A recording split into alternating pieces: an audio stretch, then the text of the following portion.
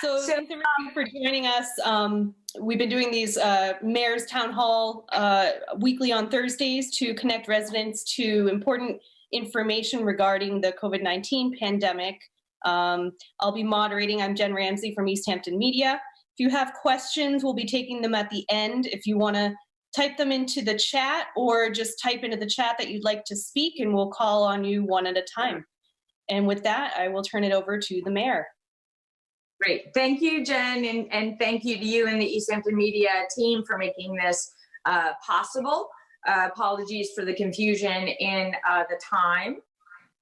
Today, our special guest is Representative Dan Carey. For getting through a global pandemic, as well as planning of how we go forward as a city, we need a strong partner in Boston, and Dan has been that. Since first elected, but also during the pandemic, has been fighting for Easthampton and Boston on Beacon Hill, so we are not forgotten. Dan, I don't know if you have like opening comments, and then I have a couple of topics that people actually emailed me to ask you about. This meeting is being recorded. Sounds good. And I could just give you a brief overview of what I've been up to and what's going on the state level. And as soon as I'm going on too long, just cut me off or mute my microphone. But yeah. I really want to thank you and Easthampton Media, and especially Ashley Barstow, who lent me a camera to make this happen. I've been zooming through my it's not the most reliable, so this is a lot better setup. It's great to be here with everybody. It's so important that we continue to connect and stay connected and stay together as much as we can when we're also staying apart and staying away from each other as much as we can. So it's great to see you and to be here. I'm here in my house in Easthampton. That's where I've been working out of. My office is still open. I have a staff member who is from South Hadley. She's working out of her home. We haven't been going to Boston in light of the stay-at-home order and the virus that's going around. But we're still very active. Without a doubt, we've seen an uptick in constituent services. The first is by far assistance with unemployment. You know, in January and February, 20,000 unemployment claims were filed in Massachusetts. And now since the middle of March, almost 800,000 claims have been filed just here in Massachusetts, and for 33 million across the country. So there's been some growing pains for the unemployment office. They had a call center with 50 employees at the beginning of March. Now they have over 1,000 employees. They're dealing with over 20,000 incoming calls a day. They're returning about 5,000 calls a day.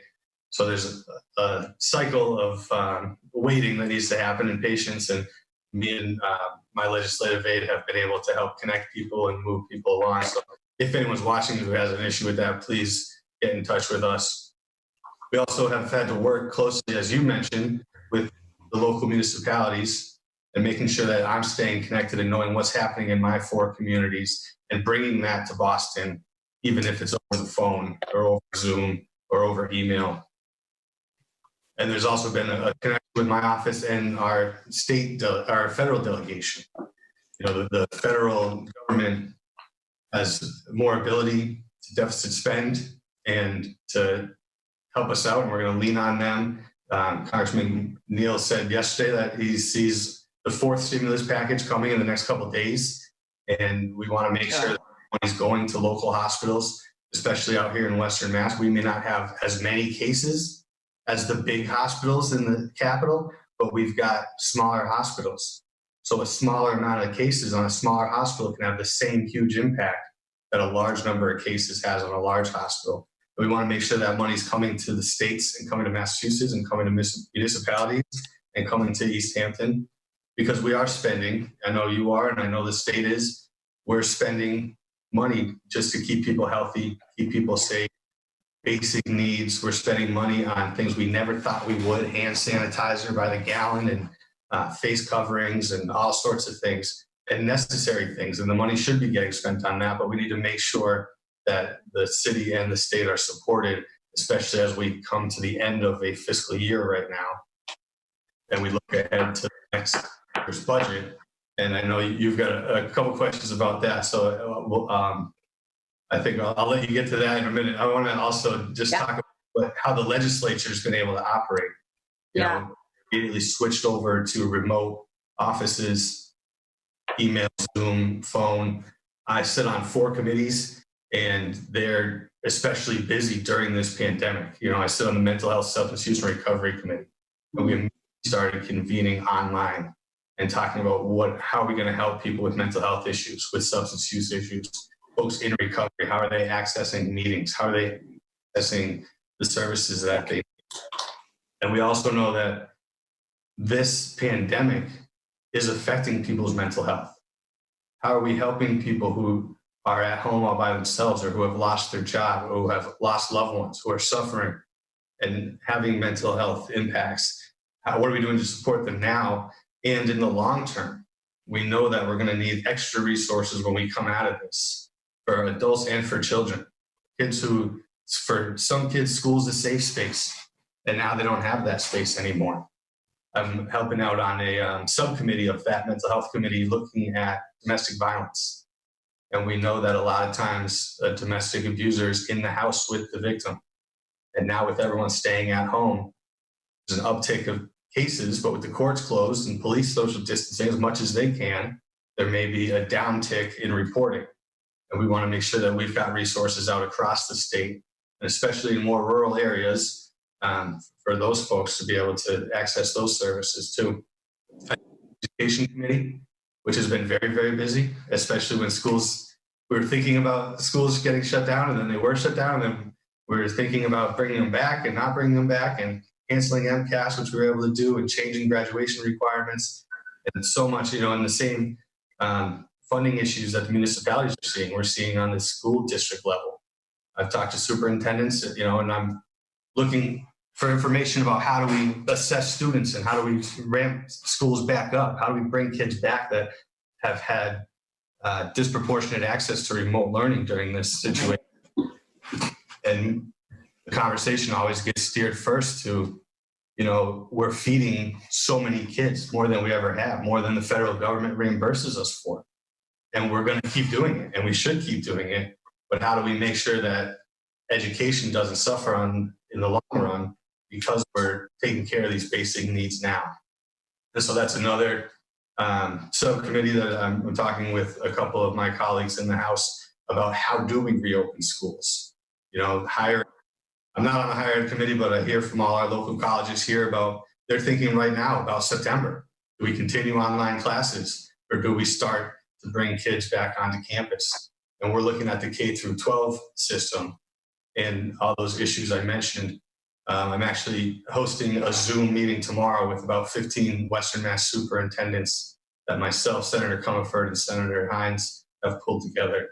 So we make sure we know what is going on in Western Mass and what the needs are, so that we can make sure the Department of Education and everybody in Boston hears us out here, because our issues are different.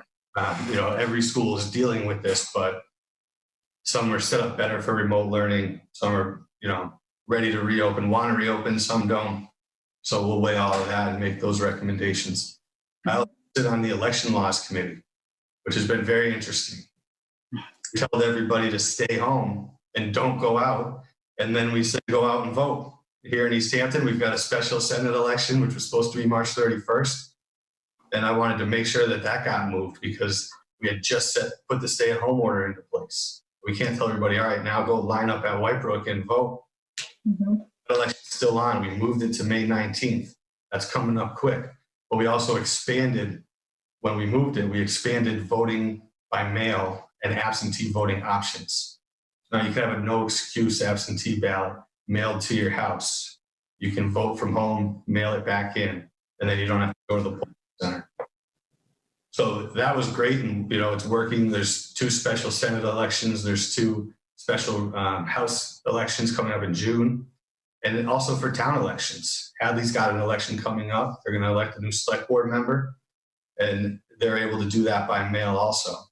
But that order that we passed for these voting from home and voting by mail, that only goes for elections up until June 30th. And we're already starting to say, what about the September 1st primary? What about the November election? That's going to be a turnout election, both of those. And we want to make sure that people can vote, but we want to make sure that people can vote safely. And we don't know what September or November will look like as far as the pandemic is concerned. So we're starting to talk now on how can we get the whole state to vote by mail and vote safely, and how can we do it efficiently. How can we do it without risk of fraud, without any unanticipated interruptions. We want to make sure that every vote counts, and we want to help people to vote. So that's something where there's new bills all the time getting filed about it. Everyone's got a couple of different ideas on how to do that. So that election laws committee will get together soon and hash out those ideas. I also sit on the Environment, Natural Resources, and Agriculture Committee, which wasn't day one of the pandemic one that came, as a response to the pandemic, but we're seeing the climate crisis firsthand as we stay off the roads and we're making less pollution. We're seeing the environment loving it. And we know that this is an issue that can't wait. And so that's something that I'm working on to make sure now that the legislature is able to meet in formal session again, we can work on some of these issues and not let them get forgotten. Because the focus, to be honest with you, in the last couple of months has been on the pandemic and the response to this coronavirus. The House of Representatives and the Senate, the state Senate, have been meeting until yesterday solely in informal session. So we were able to pass a lot of bills. We were able to make it so we eliminated a waiting period for people to receive unemployment checks. We were able to put a moratorium on evictions and foreclosures. We were able to move the elections and expand voting by mail, as I mentioned. A lot of things in response to this pandemic, not big, bold ideas, not controversial ideas, because in an informal session, any one legislator can stop a bill from being passed. And so we had to work for weeks on how do we meet in formal session. Would the Massachusetts Constitution allow us, when they wrote the word assemble, we have to physically assemble? And what does that look like in a pandemic in 2020? And so we were able to come up with some rules in the House of Representatives, at least, to meet remotely.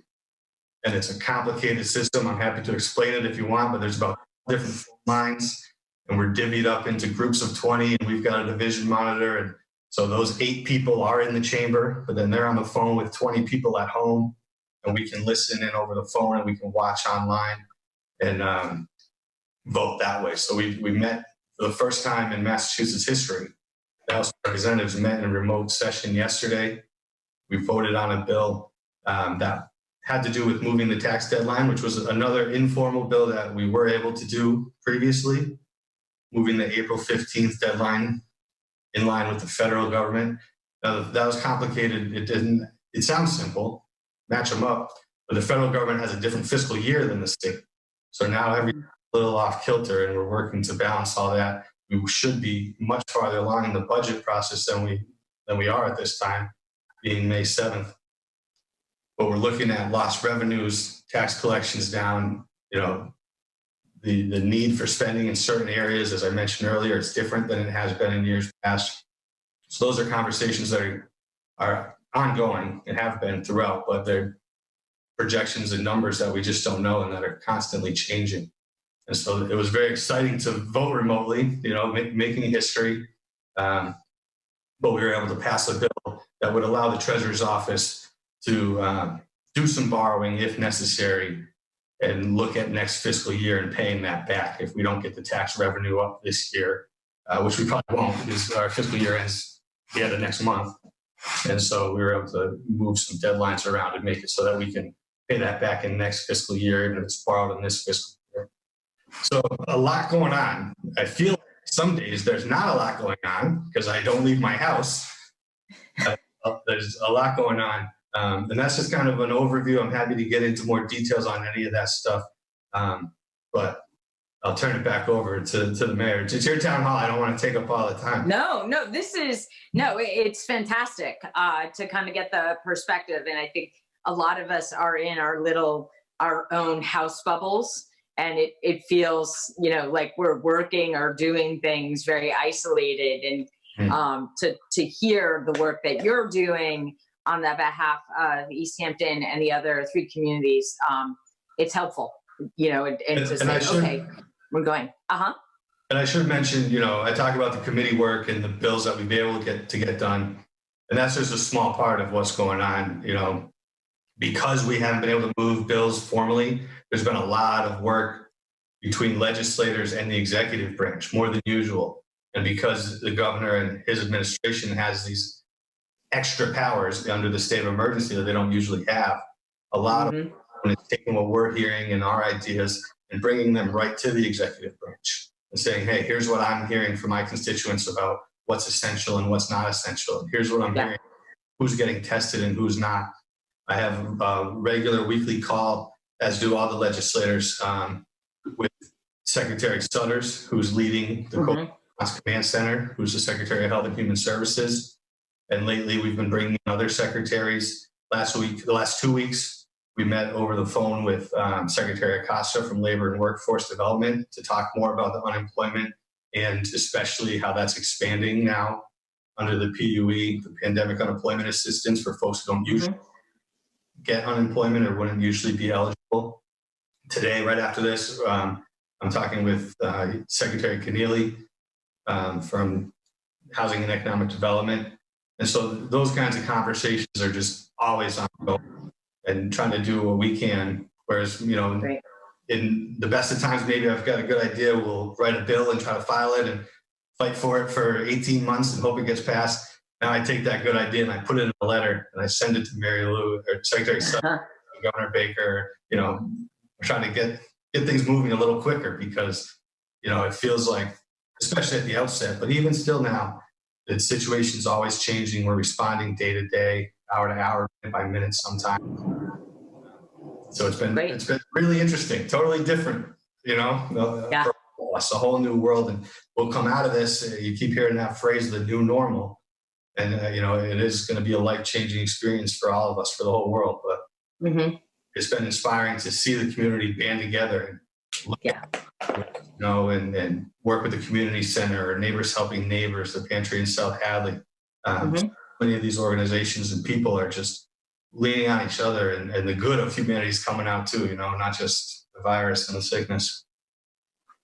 Great. No, thank you. Yeah, I know the term, the new normal, and when we're on the other side of it, and I certainly feel like every day is the new normal, right? I mean, when you're talking about remote participation and votes and whatnot. Jen, I haven't been keeping track of the chat, or are there questions from folks tuning in? There's no questions in the chat just yet. So if anyone has them, please write them or say you'd like to speak. Do you want to ask the questions that you received, Mayor? Yeah, I just didn't want to jump in, but I will now. Okay, so the census, and you launched the census here in Easthampton, and I saw something about our participation rate. Could you speak to Easthampton's participation rate and what we're seeing across the state? Absolutely.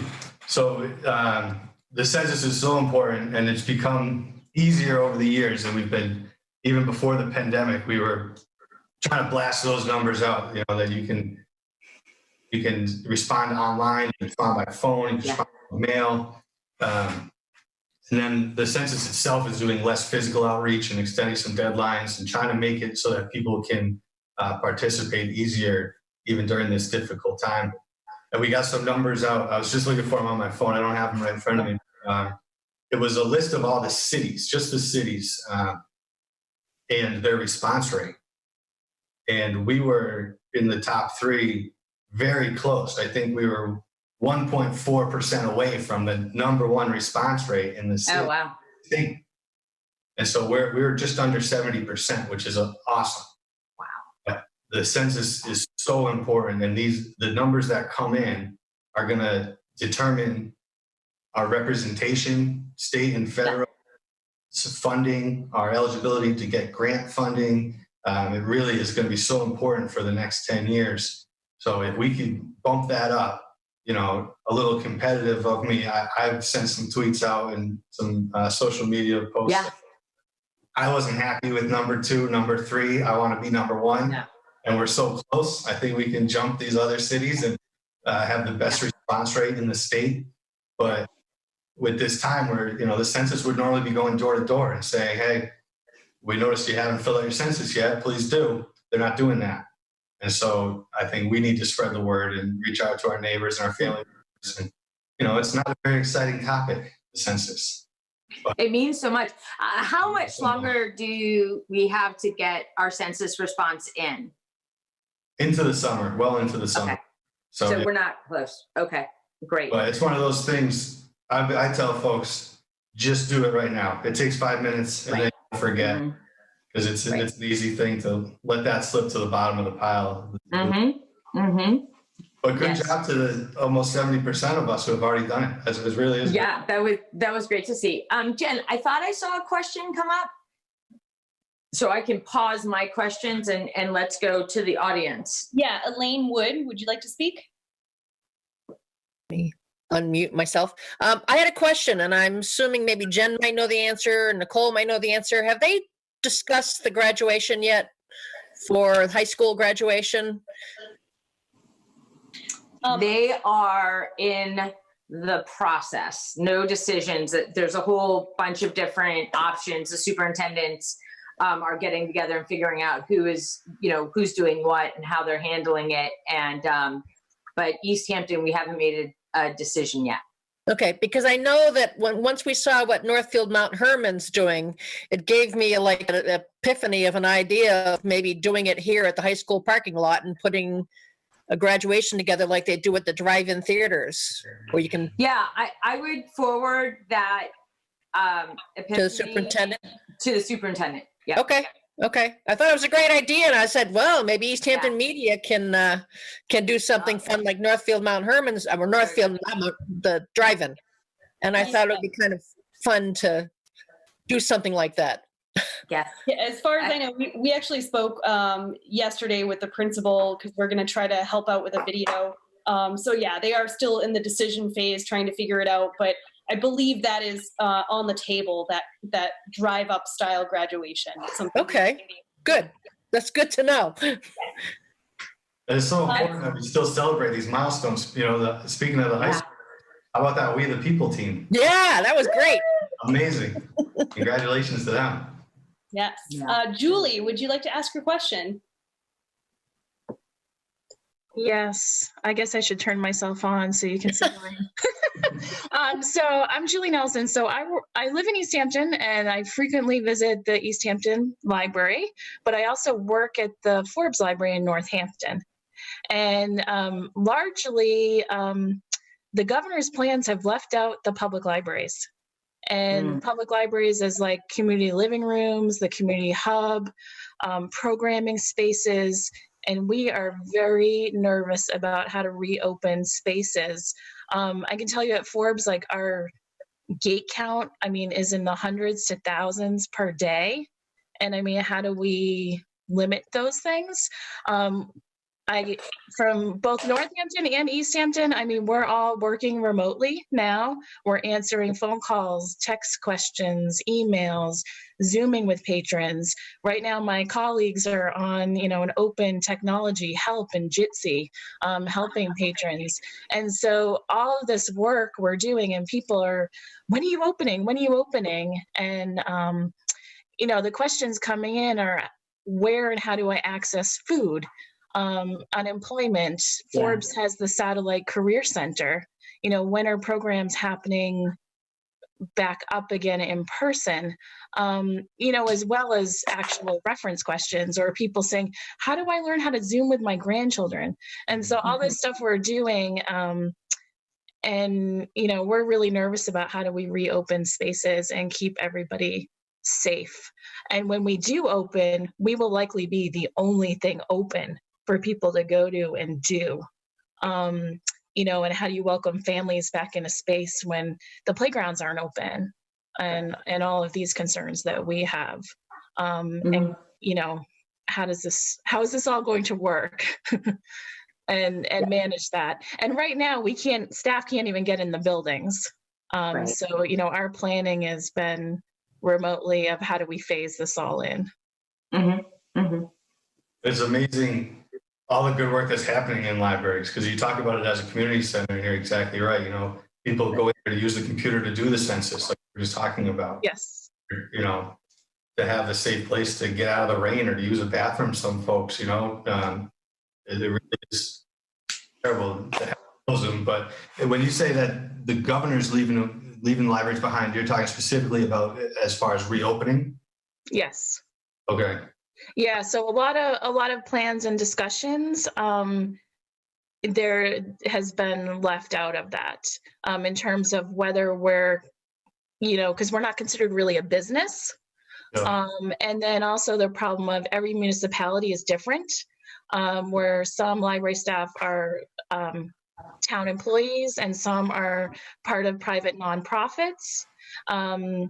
Whether we're eligible for unemployment in some cases, whether libraries have been furloughing and laying off staff. My own employer has applied for the Payroll Protection Act.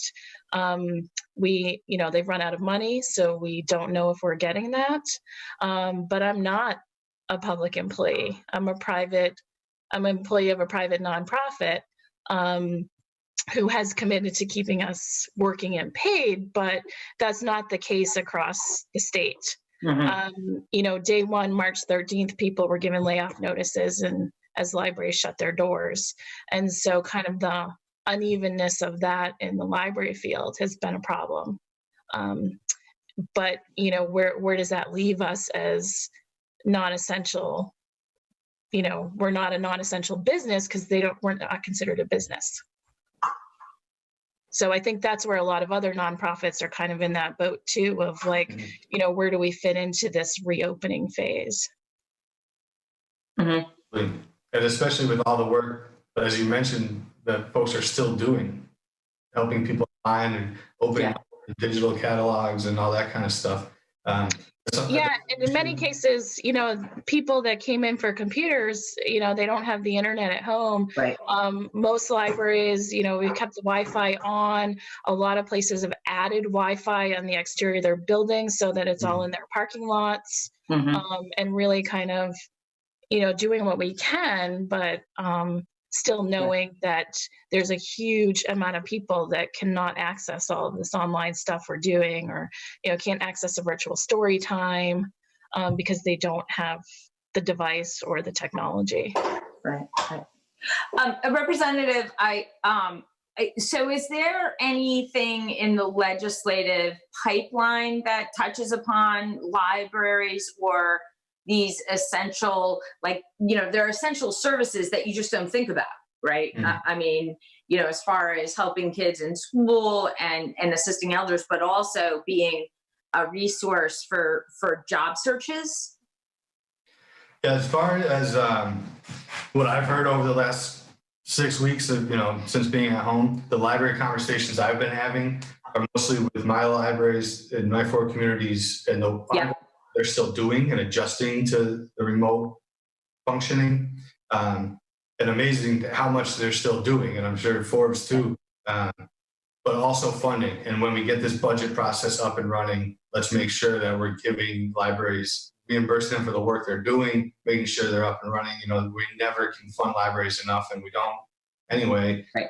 So that's a conversation we have every budget cycle. But really making sure that we're seeing it through this new lens of pandemic and making sure that we're doing everything we can. You know, I wish I had a better answer for you, Julie, except that I'll bring this to Secretary Sutters and Secretary Keneally an hour from now. And it to me in this way before, as far as how are we going to reopen, you know? And so I'll definitely flag it for them, and hopefully we can come up with something and, you know, come up with this that'll help. And of course, the mayor's on the reopening advisory board as well. So it's we're able to get this message to both of us right now. Thank you. No, and it's come up in on the advisory board. It's been interesting to see when libraries come up, like all the services that you've just mentioned. Like we don't have a career center in Hampshire County. So, you know, when I talk to Nora Blake and Marge Pendergrass from our library, which has some overlap with Easthampton, but is a private nonprofit, like people regularly go in to learn how to use the computers or how to file Social Security and whatnot. So it's, libraries have tentacles in a lot of these different buckets, but they are coming more and more to the forefront of, in this phased reopening, where do they fall? And every library is different as far as how they're organized, but also the physical plans, right? I mean, Forbes versus Emily Williston, it's just, you know, two different things. But I will certainly pass it on to the advisory board, and I would encourage having the libraries and library boards go to mass.gov, and the advisory board has a link that allows, it's a real simple form, and you can attach letters to it, or just put, you know, it doesn't have to be formal. It's just a matter of what the concerns are, or what you've been able to do, and what's the first thing you'd like to do. We really appreciate that feedback. And Secretary Sutters looks at that, as well as Secretary Keneally. I think, as Representative Carey knows, like, you can't say the same thing enough times to get something done in Boston, right? You just don't. That's how it gets done most of the time. Right. Squeaky wheel. Yeah, no, definitely. But Jen, any more questions in the chat? I don't see any in the chat, but I have one related to the phase plan. Any idea? I know everything is all up in the air and on the table, but any idea timeline-wise how the phase plan is going to work to reopen the economy? Yeah, so I'll just say that the phased plan, what the advisory board is doing is it's a carve out. So the governor is doing things concurrently, but not in necessarily our work. Like, say, around golf courses is a great thing. The governor's order on golf courses is the governor's executive order. It's not that the advisory board before May 18th saying, hey, you got to do this. And then, you know, concurrently, there's the legislative process, you know, the nuts and bolts of government, and what needs to be fixed or what needs to be amended. So what the product will be from the advisory board on May 18th, you're looking at a phased approach to reopening that's tied to health metrics, you know, number of cases, number of deaths, number of ventilators. Do hospitals have capacity if we open some part of the economy and there is a hotspot creates or something happens statewide? Do our hospitals have the capacity to take on those patients? You know, and things like that, more than, you know, restaurants with a capacity under 20 are going to open on June 1st and not, you know, that's not how the product, that's not how it comes out. And then the legislature is looking at things that are talked about in the advisory board, like, you know, voting by mail. And that's a question I have with the representative. I mean, that affects a lot of industries, but it's not something we're considering, but it's something we're wondering about, you know, for September and November. Is there enough time for the legislature to consider that and put a plan in place that then the municipalities can, you know, reorient, like the how we vote? And I, you know, I am going to pivot to Representative Carey, because that's what I want to know. And I'll answer that question, but while you're talking about the reopening advisory board, I want to clear to everybody how important it is and how special it is that the mayor's on that board. There's not, in my eyes, there's one other Western Mass person on there, and I think that he's really representing the healthcare industry. I see Mayor LaChapelle as representing Western Massachusetts, 4 counties, a lot of people, a lot of ideas, and it's so important that she's there and is helping not just Easthampton, but Western Mass. And myself and my colleagues here in Western Mass are psyched to work with her tell her what we're hearing from our constituents that Yeah. Yeah. And I think it's so crucial that we reopen the economy as soon as possible, Right. but as safely as possible. Right. Slow reopening where on Monday, the governor changed his mind about florists. He didn't ask the advisory board. He didn't ask the legislature. He said, if people want contactless delivery for Mother's Day, go ahead. You can have contactless delivery for pizza. Why can't you have contact delivery for flowers? Right. And then just this morning, the same with golf courses. When you're out there, you're definitely 6 feet away. If you pay like I do, you're very far away from everyone else. So those are both examples, though. Right. Ahead of the pack. The administration hearing people saying, we can do these things safely and stay 6 feet apart and wear our face coverings. And so I think that's what's going to keep happening. That's my hope anyway, that we keep getting things reopened because they need to reopen, but in a smart way, and that goes the same with voting by mail. I'm not dodging the question, but I thank you for your work on the board. Well, thank you very much, Representative. The big question is the timeline. September, I hate to say it, is right around the corner. Mm-hmm. So can we get it done? Yes. Will we? I sure hope so, because it needs to happen. And from the Secretary of State's timeline, this is a switch you can flip in August and say, all right, September 1st, primary, vote by mail if you want. We need to get these ballots printed. We need to make sure there's enough. We need to figure out, is the state paying for it? Are the towns paying for it? Who's doing it? Do you apply for a ballot to be sent to you? Does everyone just get a ballot sent to them? What about the primary? If you're an independent, choose what ballot you want. How do we make sure it's safe and secure? This is, an election is not something we want to just change the rules on without making sure that it's secure and that we can trust the results and that everybody has a chance to participate safely. So it's going to take some work, but I think we have to get it done in time, and I think we will. But the Secretary of State, he's looking at June. He says, and that's 3 weeks away. Wow. Sometime in June, that's when I know who's on the ballot. That's when I make the ballots, I print them, I send them out, start shipping them. And so he's looking at that as something that really needs to get done sooner rather than later. Mm-hmm. Great. With no, I don't even know. Okay. So I still have questions. Does anybody else have questions out there? Jen? There are no questions in the chat, so go ahead. All right. So, where did it go? Okay. Budget. So the fiscal year 2021 budget, I presented the budget last night to City Council, and one of the big questions was, well, how the heck did you know what you're getting for state aid, the cherry sheets? And every year when we build the budget, we start with that January number from the governor.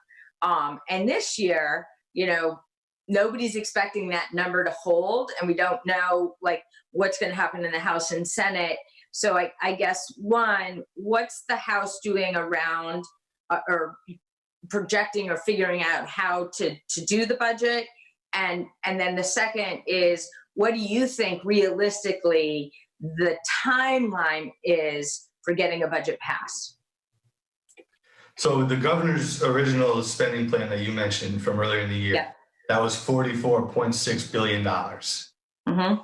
That was based on projected tax revenues of just over 31 billion. Yeah. 31.2 or something. So what we see now is we're now starting to learn what the actual tax revenues are. March 10th, stay-at-home order, perhaps. March 15th, people started paying attention to it. So you still had, when the March revenues came in, you still had a full February in the books. Yeah. Now in April, when March revenues came in April, you still had the first solid 2 weeks there. People thinking there's an April 15th tax deadline, people paying their taxes. Right. Businesses open for the first half of that month, sales tax, there's, all the different revenue streams. And now we're seeing for the April timeline when we were shut down for that whole month, Right. revenues were down $2.3 billion. Wow. You hear a lot about Massachusetts rainy day fund, which is excellent. There's $3.5 billion in the rainy day fund, but you also see with a yearly budget that's 40, 44, 45, 46 billion dollars, that 3.5 billion isn't going to save you. You know, we can't drain that, especially when we're seeing all the spending that's happening now on this, you know, in response to this pandemic, to just deplete that fund for whatever the next emergency is. That's not Right. neither. And it's just a Band-Aid on a much larger budget, much larger problem. Mm-hmm. So, you know, we're looking at those April numbers, we're getting ready, trying to figure out, you know, April's usually our strongest month because of the April 15th tax deadline. Yep. And push back. We'll still see some revenues coming up, but the meals tax and the hotel tax and the sales tax and all these other revenue streams aren't going to be coming back straight away. Right. So we're looking at projections that are much, much lower and going to stay low. The problem as we sit here today is they are just projections, and we don't know what's going to change between now and June 1st, July 1st, August 1st. So one thing, you know, the state, I think we're going to see the budget come out a little bit later than usual. Mm-hmm. And you asked me for an honest answer to this question. Our budget is usually late anyway. So I don't think we're going to see it come out too much later. You know, done by June 30th. It should be in place for July 1st. That hasn't happened in the last couple of years. Mm-hmm. This year it won't happen because in the past there's been disagreements about how to spend the money. Now it's because we don't know all these unanswered questions that we just mentioned. You know, in our House of Representatives emergency rules, we usually the House has a deadline to get a budget done and sent over to the state Senate by last week, by the end of April, beginning of May. In our new state of emergency rules that we just passed, we gave ourselves until July 1st. So we're really digging into those numbers now, and we're behind on our budget process. So if we get by July 1st, the latest, hopefully a little sooner, we'll get rolling on it, and we'll be a month or two behind, which, as I said, unfortunately happens sometimes anyway.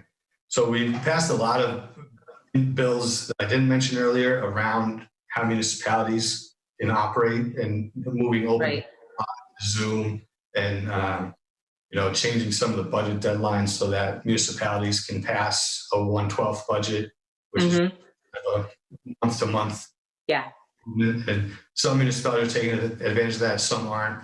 That's something you see the state do when we're late on a budget anyway. We'll pass some money to pay the July bills, and then by August we'll have the budget in place for the rest of the fiscal year.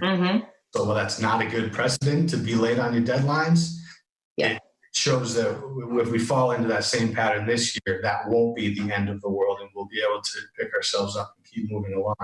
The question is, what are those numbers, and how much needs to be reprioritized? You know, at the end of the day, 44.6 billion is a lot of dollars, but it's also a finite pie when there's so many pieces of the pie to distribute. You know, there's so many good places to spend money. We've already talked about them here: education and mental health services and libraries, and so many. But you have to work within the means of what you have, and so that's what we'll be digging into these next couple of months over, you know, what needs a little extra because of the work, pandemic and the response to the crisis, and what doesn't. And so that's kind of the short answer would be, I don't know, but that's kind of the more longer explanation of, you know, this is something since day one, the Ways and Means staff and everybody's really been digging into this and getting experts' opinions and projections and working on it. But right away we said, you know, on March 10th, we can't predict by April 10th what our revenue is going to be. And, you know, so then write a budget, knowing it was going in the shredder as soon as we got some projections in. We have, and the timeline is behind a little bit so that we can give people real numbers when we have them. So do you anticipate a passing of a budget that will be shifted and continue? I mean, we always look at, I know there's always a revenue forecast and expenses and whatnot, but do you anticipate what gets passed, you know, as soon as possible will, even if it's a fiscal year long budget, will be shifted and re-examined as those forecasts become actually what we get in the door for revenue? Yes and no, if I understand the question. By the time between now and final passage of the budget, it'll get tweaked into real numbers as much as possible. By the time it makes its final passage and we've got the budget for the year, then now for the year. And maybe we'll have to do some supplemental budgets throughout the fiscal year. But again, that's not usual either. But I would pass a final budget and then start doing it later. You know, no, we wouldn't do that. I have one final question. I think, we have 10 minutes left. Is there talk in the House, and I've heard it a lot on the advisory board, but just from local folks, about like group purchasing of personal protection equipment? There's a lot of confusion about the quality, what is okay to wear. Like it's what do you need to wear, but then the quality of what you're going to use and where you go, a lot of price gouging. Is there anything on the state level that's being talked about for guidance or group purchasing to help, you know, everyone from a small business, say, up to, you know, daycare providers or families for that matter, that are out and about? Yeah, the accessibility to these things and the quality an issue throughout, you know, and because of the nature of the crisis, this unknown virus, like, you know, we weren't waiting for it to come. It's something we need to continue to respond to. You know, we saw the big media blitz when the Patriots got all those masks from China and on the East Coast. And then a week later, I'm on a call with all the CEOs of the area hospitals here in Western Mass, and they're all saying, well, those are KN95s and we only use N95s and we don't want them because they're not this quality, that quality. And they're good. They are fine and good for some situations, but not other situations. Right. And so that's the conversation that always happens. And on the state level, it really is the command center and the administration working with our surrounding states. And also the office has done some amazing work around stopping price gouging and making sure everything's fair. Right. But when we as a state have had trouble even getting supplies from Washington, D.C. and the federal stockpile, we kind of move those through MEMA the best we can and needs them now because on any given day, we only have so many. So even if this hospital is going to use that many and the nursing home's going to use that many, well, the nursing home doesn't have any right now. So let's get them a few and try to allocate them the best we can. And so that's something that has started to ramp up as more Massachusetts manufacturers start making these things that they didn't make before. We never did before. And so that's something that's happening on the state level as a whole, but not necessarily a group purchasing by municipality or something. Like that. You know, just because of how many supplies there are and how much the demand is, we're not at that level yet. Yeah, there's just some concern. I mean, there's concern around the Commonwealth. I mean, I'm, and in Western Mass, we don't have, I mean, we have big employers, but the municipalities, like if I'm out there as the mayor of Easthampton, and even if I was to work with the mayor of Northampton, you know, we're nowhere near 100,000 people, right? So to get a decent price and to get these suppliers to even listen to us, it's really difficult. And just looking for some help from the state with uniform guidelines or even preferred vendors. Like, you know, we've had a good track record, whether that's, you know, push from the legislature and then it goes to MEMA and Secretary Sutters, and that, you know, whatever the path would be to put together guidance of what we should buy and what we can buy from, and what's needed, you know, for going into Big E's, you know, what do you need, compared to what are you doing if you're going to work, or if you're a healthcare worker or daycare provider? What are, you know, what does PPE mean? What does PPE, what do they mean in those different segments? Absolutely. And that's something, especially out here in Western Mass, you know, Yeah. sense I get from some conversations I have with folks is they just look at the overall state numbers, and Hampshire County doesn't have as many cases as a lot of other places. Well, that doesn't mean we need the PPE or we're not affected by this, you know? Right. And Yes, so completely agree. yeah, so it's a real focus, and something that just that we need to keep bringing that conversation to all the meetings that we have and keep pushing that, so we're not left behind. Excellent. So we're going to wrap up. And one, I really encourage people on this call, if you have thoughts, concerns around reopening of the economy locally and statewide, if you go to mass.gov and just search economic reopening advisory board, and there's a form, very simple to fill out and submit comments to the full board, as well as the governor's office and lieutenant governor's office. And Dan, so we're very used to seeing you all about town. You have office hours at the library and the Council on Aging. How can people interact with you and your office for questions or, you know, feedback? What's the best way to get a hold of you in these pandemic times?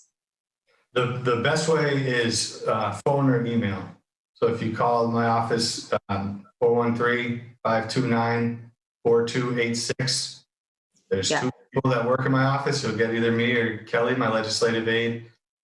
Email daniel.carey@mahouse.gov. And I have a page on my website, repcarey.com, with COVID-19 resources. Most of it I've just pulled from mass.gov/COVID-19. Yeah. That's a great site. It gets updated all the time. Sometimes it's a little overwhelming because there's so much info there. Yeah, no. You go digging through it, give my office a call, we may have the answer. And then, you know, I'm on the socials. I'm not too social on there. I post updates and news things. Send me a message on there. You might not hear back as fast as if you just call or email. We'll get that straight away. Great. Thank you so much for the wide amount of information, and also just hearing concerns and questions from folks on this town hall. And we now know how to get a hold of you and how to get information to the advisory board. Thank you so much for your work. You know, constant Zoom meetings and pushing issues so important to your cities and towns. And thank you very much, Rep Carey.